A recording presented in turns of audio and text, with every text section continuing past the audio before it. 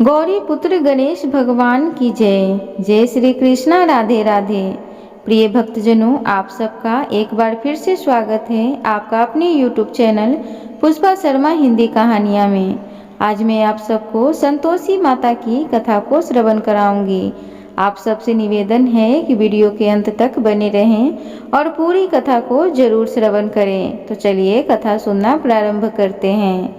हिंदू धर्म में मान्यता है कि शुक्रवार को मां संतोषी की श्रद्धा भाव से पूजा करने वालों को सुख समृद्धि प्राप्त होती है, साथ ही व्यक्ति की सभी मनोकामनाएं पूरी होती है।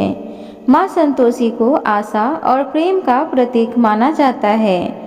इसी प्रकार शुक्रवार के दिन माता लक्ष्मी, माता संतोषी, माता काली को समर्पित होता है। यह दिन धन, वैभव और सुख समृद्धि का प्रतीक माना जाता है। जो भी व्यक्ति इस दिन माता संतोषी की सच्चे मन से आराधना करता है, माँ उसकी सभी मनोकामनाएं पूर्ण करती हैं। लेकिन क्या आपको पता है कि संतोषी माता किसकी पुत्री हैं? आइए जानते हैं माँ संतोषी के जन्म से जुड़ी पौराणिक कथा को। उसके बाद संतोषी माता की कथा को श्रवण करेंगे। संतोषी माता को दुर्गा का स्वरूप माना जाता है। उन्हें आनंद और संतुष्टि की देवी माना जाता है। वह देवी दुर्गा का एक दयालु, शुद्ध और कोमल रूप है। कमल पुष्प पर विराजमान माँ संतोषी जीवन में संतोष प्रदान करने वाली देवी हैं। शुक्रवार को माता संतोषी की पूजा किए जाने का विशेष विधान है। हिंदू धर्म की पौराणिक कथा के अनुसार गणेश जी का विवाह रिद्धि सिद्धि के साथ हुआ था।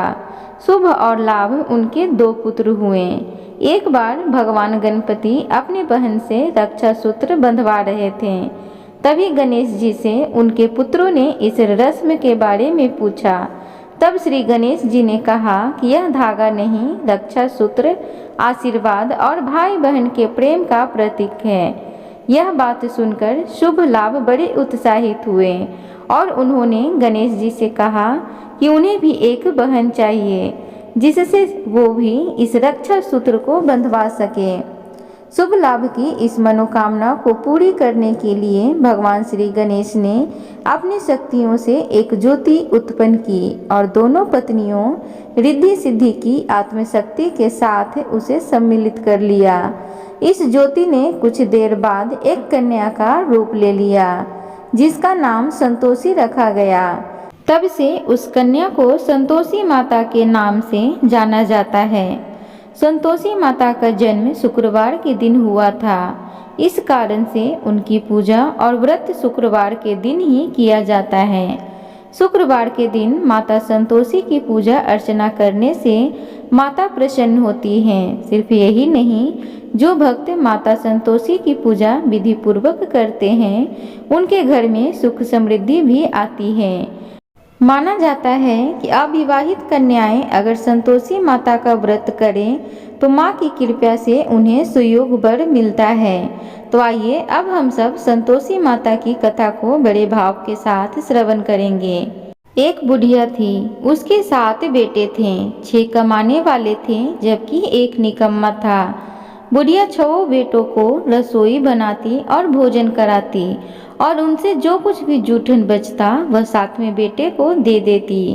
एक दिन वह पत्नी से बोला, देखो मेरी माँ को मुझ पर कितना प्रेम है। वह बोली, क्यों नहीं, सबका जूठन जो तुमको खिलाती है। वह बोला, ऐसा नहीं हो सकता, मैं जब तक अपनी आंखों से नहीं देख लूं मान नहीं सकता। बहू हंसकर बोली, देख लोगे तब तो मानोगे। कुछ दिन बाद त्योहार आया। घर में 7 प्रकार के भोजन और चूरमे के लड्डू बने। वह जांचने को सिर दुखने का बहाना बनाकर पतला वस्त्र सिर पर ओढ़कर रसोई में जाकर सो गया। वह कपड़े में से सब देखता रहा। 6 भाई भोजन करने आए। उसने देखा माँ ने उनके लिए सुंदर आसन बिछाए, नाना प्रकार की रसोई परोसी और आग्रह कर करके उन्हें जमाया। वह सब देखता रहा। 6 भोजन करके उठे तब माँ ने उनकी जूठन थालियों में से एक लड्डू के टुकड़े उठाकर एक लड्डू बनाया। जूठन साफ कर बुढ़िया माँ ने उसे पुकारा, बेटा छहो भाई भोजन कर कर चले गए हैं, अब तू ही बाकी है, उठ तू कब खाएगा। वह कहने लगा, माँ मुझे भोजन नहीं करना, मैं अब प्रदेश जा रहा हूँ। माँ ने कहा, कल जाता हो तो आज ही चला जा। वह बोला, हाँ आज ही जा रहा हूँ। यह कहकर वह घर से निकल गया। चलते समय पत्नी की याद आई। वह गौशाला में कंडे यानी कि उपले थाप रही थी। वहाँ जाकर बोला, हम जावे परदेश, आवेंगे कुछ काल, तुम रहियो संतोष से, धर्म अपनो पाल। वह बोली, जाओ पिया आनंद से, हमारो सोच हटाए, राम भरोसे हम रहें, ईश्वर तुम्हें सहाय। दो निशानी आपन देख, धरू मैं धीर, सुधी मति हमारी, बिसराइयो रखियो मन गंभीर। वह बोला, मेरे पास तो कुछ नहीं है, यह अंगूठी है, सो लो और अपनी कुछ निशानी मुझे दे दो। वह बोली, मेरे पास क्या है, यह गोबर भरा हाथ है। यह कहकर उसकी पीठ पर गोबर के हाथ की थाप मार दी। वह चल दिया। चलते चलते दूर देश पहुंचा। वहाँ एक साहूकार की दुकान थी। वहाँ जाकर कहने लगा, भाई मुझे नौकरी पर रख लो। साहूकार को जरूरत थी। वह बोला, रह जा। लड़के ने पूछा, तनख्वाह क्या दोगे? साहूकार ने कहा, काम देखकर दाम मिलेंगे। साहूकार की नौकरी मिली। वह सुबह 7 बजे से 10 बजे तक नौकरी करने लगा। कुछ दिनों में दुकान का सारा लेन देन, हिसाब किताब, ग्राहकों को माल बेचना, सारा काम करने लगा। साहूकार के 7-8 नौकर थे। वे सब चक्कर खाने लगे। यह तो बहुत होशियार बन गया। सेठ ने भी काम देखा और 3 महीने में ही उसे आधे मुनाफे का हिस्सेदार बना लिया। वह कुछ वर्ष में ही नामी सेठ बन गया और मालिक सारा कारोबार उस पर छोड़कर चला गया। इधर उसकी पत्नी को सास ससुर दुख देने लगे। सारी गृहस्थी का काम करा के उसे लकड़ी लेने जंगल में भेजते। इस बीच घर के आटे से जो चोकर निकलती उसकी रोटी बनाकर रख दी जाती और फूटे नारियल की नरेली में पानी दे दी जाती। एक दिन वह लकड़ी लेने जा रही थी कि रास्ते में बहुत सी स्त्रियां संतोषी माता का व्रत करती दिखाई दी। वह वहां खड़ी होकर कथा सुनने लगी और पूछा, बहनों तुम किस देवता का व्रत करती हो और उसके करने से क्या फल मिलता है? यदि तुम इस व्रत का विधान मुझे समझाकर कहोगे तो मैं तुम्हारा एहसान मानूंगी। तब उनमें से एक स्त्री बोली, सुनो, यह संतोषी माता का व्रत है। इसके करने से निर्धनता, दरिद्रता का नाश होता है और जो कुछ मन में कामना हो सब संतोषी माता की कृपा से पूरी होती है। तब उसने उसे व्रत की विधि पूछी। वह भक्तिनी स्त्री बोली, 1.25 आने का गुड़ चना लेना, इच्छा हो तो 5.25 आने का लेना या 1.25 रुपये का भी सहूलियत के अनुसार लाना। बिना परेशानी और श्रद्धा व प्रेम से जितना भी बन पड़े सवैया लेना। प्रत्येक शुक्रवार को निराहार रहकर कथा सुनना। इसके बीच क्रम टूटे नहीं। लगातार नियम का पालन करना। सुनने वाला कोई न मिले तो घी का दीपक जलाना। उसके आगे या जल के पात्र को सामने रखकर कथा कहना। जब कार्य सिद्ध ना हो नियम का पालन करना और कार्य सिद्ध हो जाने पर व्रत का उद्यापन करना। किसी के ग्रह खोटे भी हो तो भी माता वर्ष भर में कार्य सिद्ध करती हैं। फल सिद्ध होने पर उद्यापन करना चाहिए, बीच में नहीं करना चाहिए। उद्यापन में 2.5 सेर आटे का खाजा तथा इसी परिमाप से खीर तथा चने का साग करना चाहिए।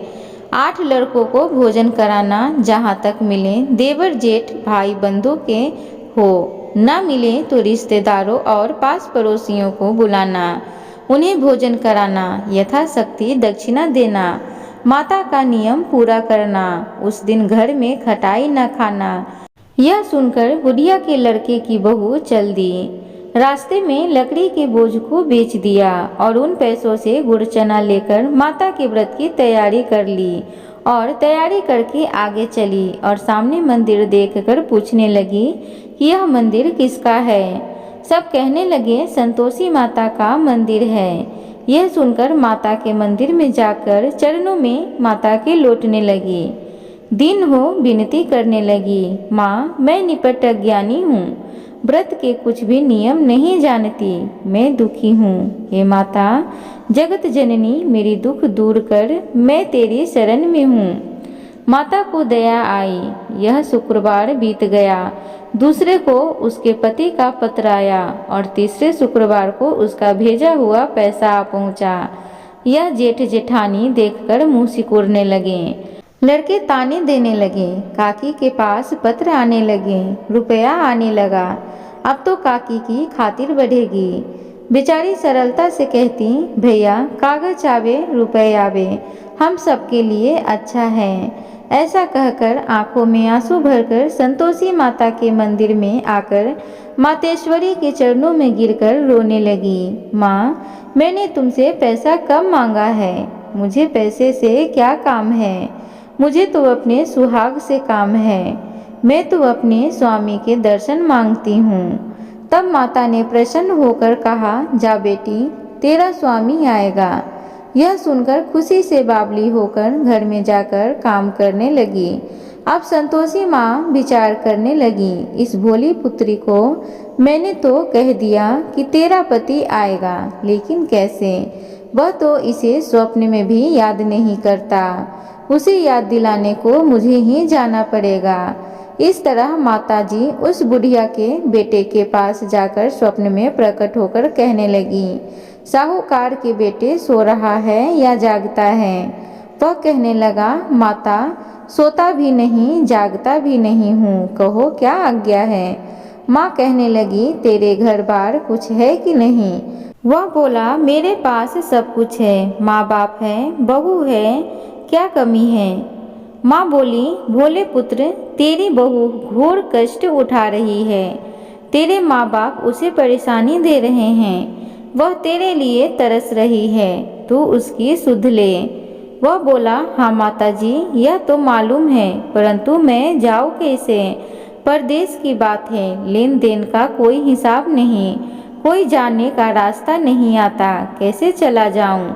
माँ कहने लगी, मेरी बात मान, सवेरे नहा धोकर संतोषी माता का नाम ले, घी का दीपक जलाकर दंडवत कर दुकान पर जा बैठ। देखते देखते सारा लेन देन चुक जाएगा, जमा का माल बिक जाएगा, सांझ होते होते धन का भारी ढेर लग जाएगा। अब बूढ़े की बात मानकर वह नहा धोकर संतोषी माता को दंडवत करके घी का दीपक जलाकर दुकान पर जा बैठा। थोड़ी देर में रुपए लाने लगे, लेने वाले हिसाब लेने लगे और कोठे में भरे सामान को खरीदार नगद दाम देकर सौदा करने लगे। शाम तक धन का भारी ढेर लग गया। मन में माता का नाम लेकर चमत्कार देखकर प्रसन्न होकर घर ले जाने के वास्ते गहना कपड़ा सामान खरीदने लगा। यहाँ काम से निपट तुरंत घर को रवाना हुआ। उधर उसकी पत्नी जंगल में लकड़ी लेने जाती है, लौटते वक्त माताजी के मंदिर में विश्राम करती है। वह तो उसके प्रतिदिन रुकने का जो स्थान ठहरा। धूल उड़ती देखकर वह माता से पूछती है, हे माता यह धूल कैसे उड़ रही है। माता कहती है, हे पुत्री तेरा पति आ रहा है, अब तू ऐसा कर लकड़ियों के 3 बोझ बना ले, एक नदी के किनारे रख और दूसरा मेरे मंदिर पर और तीसरा अपने सिर पर।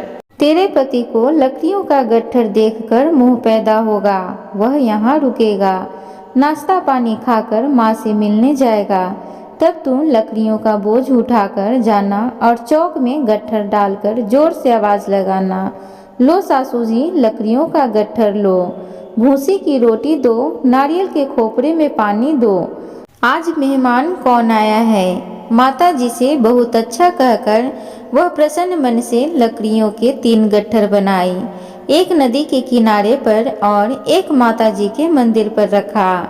इतने में मुसाफिर आ पहुंचा। सूखी लकड़ी देखकर उसकी इच्छा उत्पन्न हुई कि हम यहीं पर विश्राम करें और भोजन बनाकर खा पीकर गांव जाएं। इस तरह रुककर भोजन बनाकर विश्राम करके गांव को गया। सबसे प्रेम से मिला।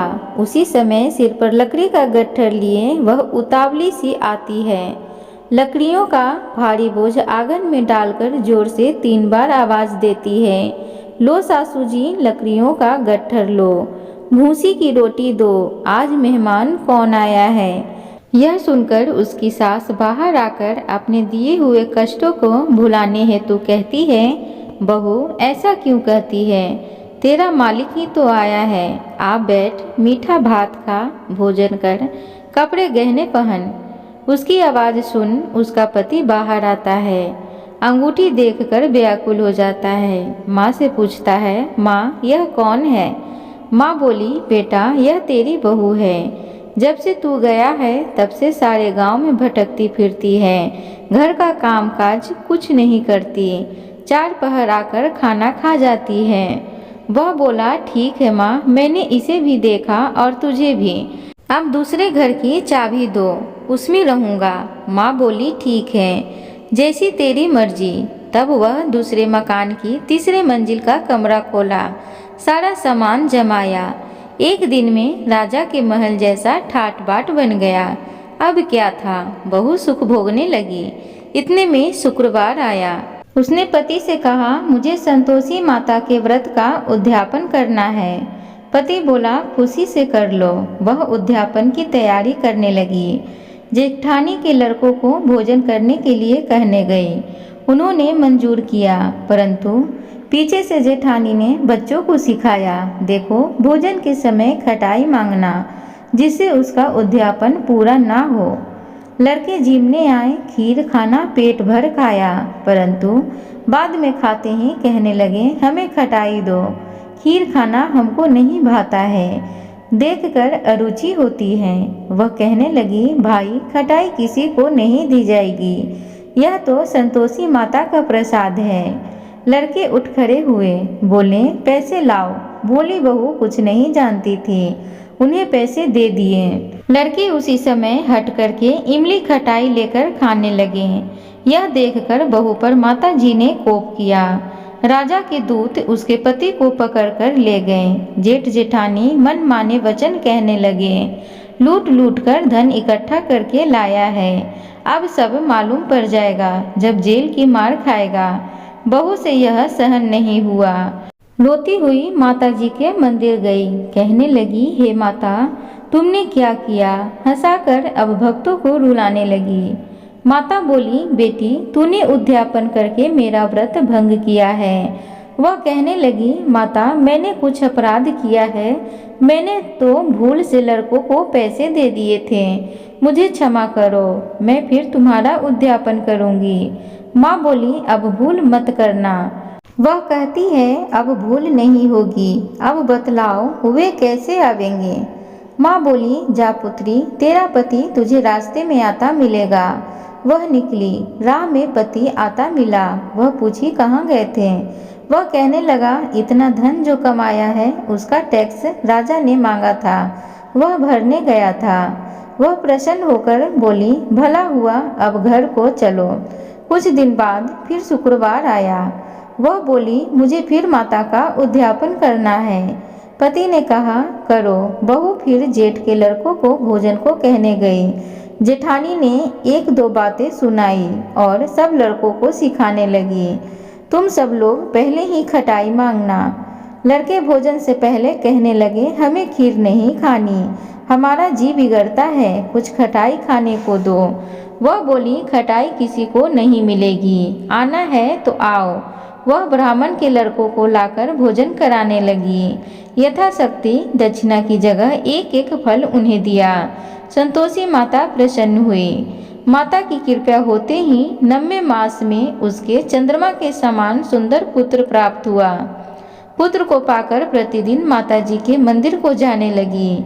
माँ ने सोचा, यह रोज आती है, आज क्यों न इसके घर चलूं। फिर विचार कर माता ने भयानक रूप बनाया। गुड़ चने से सना हुआ मुख, ऊपर सूंड के समान ओठ, उस पर मक्खियां भिन भिन कर रही थी। देहली पर पैर रखते ही उसकी सास चिल्लाई, देखो रे, कोई चुड़ैल डाकनी चली आ रही है, लड़कों इसे भगाओ, नहीं तो किसी को खा जाएगी। लड़के भागने लगे, चिल्लाकर खिड़की बंद करने लगे। बहू रोशनदान में से देख रही थी। प्रसन्नता से पगली बनकर चिल्लाने लगी, आज मेरी माताजी मेरे घर आई हैं।